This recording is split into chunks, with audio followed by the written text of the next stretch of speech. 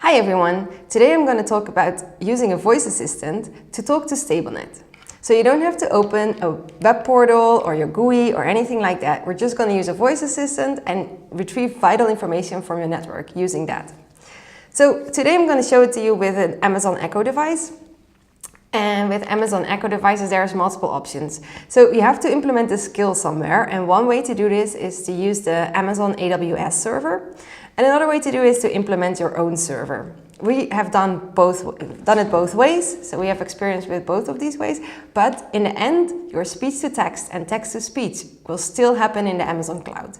So if you want a completely private solution, then the Amazon Echo is not the way to go. You should look into something like Mycroft, and we also have implemented that, so we have experience with it. If you want to know more about that, please just contact us and we'll be happy to tell you all about it. But let's get back to today. Today we're going to talk about the Amazon Echo device. So we have implemented a skill, and this time we've used the Amazon AWS server, and from this server it's going to talk to the REST API from a StableNet server. So this way we can retrieve any information that you get from the REST API using the Amazon Echo. So let's see how it goes. Hey Alexa, ask StableNet what is the current status of my network. There are 7 major, 2 marginal and 6 minor alarms. Hey Alexa, ask StableNet, is somebody working on the problems? 3 major and 1 minor alarms have been acknowledged.